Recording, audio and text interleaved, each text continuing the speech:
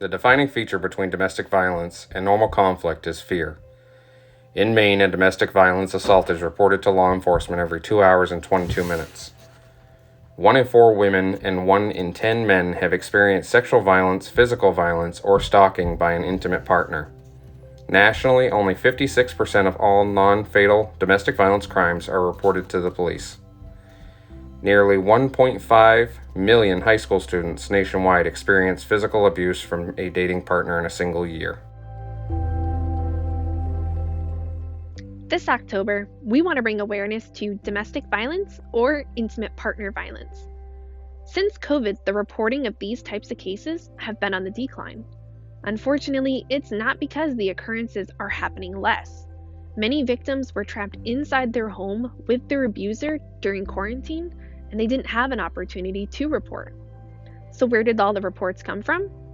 Well-intentioned family members, strangers, neighbors, just anyone that knew what to be on the lookout for.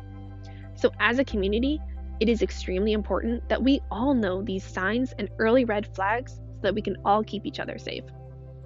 IPV may not always look like physical abuse. There may not always be marks or bruising on the body.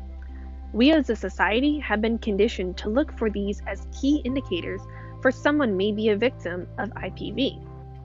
There are some early red flags and warning signs that we can be on the lookout for to something bigger brewing in that relationship.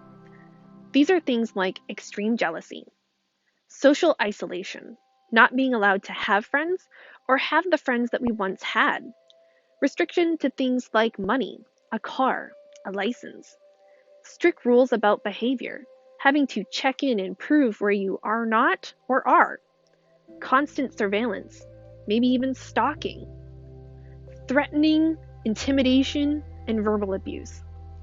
These are all early signs that there may be something bigger going on. And if you or someone you know is experiencing these types of things, we will link some resources below. Ultimately, we need to stop asking ourselves, why hasn't this person left? And instead, let's change our language.